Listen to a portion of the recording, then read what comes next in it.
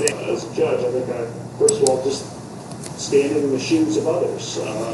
We could all be that homeless person. We could all be that kid who needs a more structured educational environment. And one of the things I was taught by my mom, but also I remember Chris Abel, my 6th grade English teacher and religion teacher, and football coach and baseball coach.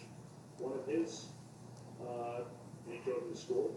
One of his, and he's now on the board of Washington Jesuit Academy with me, but one of his lessons in To Kill a Mockingbird was to stand in the shoes of others. And I still have the To Kill a Mockingbird that we used in 6th grade. It's in my chambers. Still, the same copy. Is it fair to say that your job as a judge is to not so much stand in the shoes of somebody you're sympathetic to, but stand in the shoes of the law? You're in the shoes of the law, but with awareness of the impacts of your decisions. And that's the critical distinction. You can't be unaware when you write an opinion. How's it going to affect people? And understand, try to explain. It's explaining is such an important feature. And then when people come into the courtroom and how we treat litigants. So we're all familiar. We've all been in courtrooms where the judge is acting a little too full of being a judge. And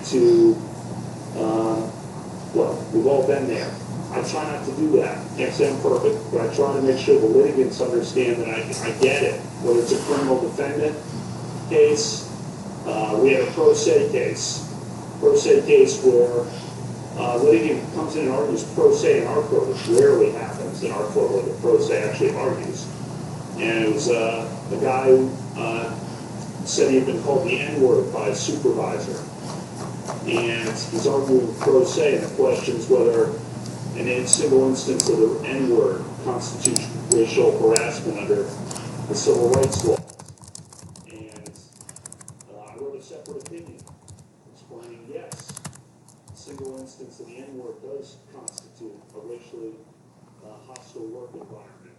And I explained, doing that, I explained the history of racism in this country and how that word, no other word in the English language so powerfully or instantly calls to mind our country's long and brutal struggle against racism. I wrote in that opinion. And I cited To Kill a Mockingbird in that opinion, among other things. But what I wanted to make clear by bringing this example up is I understood his situation. I tried to understand what that would be like, and I decided the case based on the law, but I understood with the pro se litigant. The point being, I always try to be aware of the facts and circumstances. Have you ever made a legal decision that personally was upsetting to you? Well, I'm sure I have, and that's what Justice Kennedy talked about in Texas versus Johnson. That case, in case people didn't know, I was referring to Texas versus Johnson. That's the flag burning case. And Justice Kennedy is in the majority with Justice Scalia and Justice Brennan and Justice Marshall, and says that a law against flag burning is unconstitutional under the First Amendment.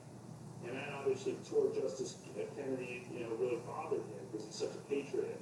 But he still ruled the way he did because he read the First Amendment to compel that result. And that's why he wrote that great concurrence in that case. And that concurrence is such a great model for judging, a great model of independence, and a great model, to your point, Senator Graham, of we follow the law, but we're aware.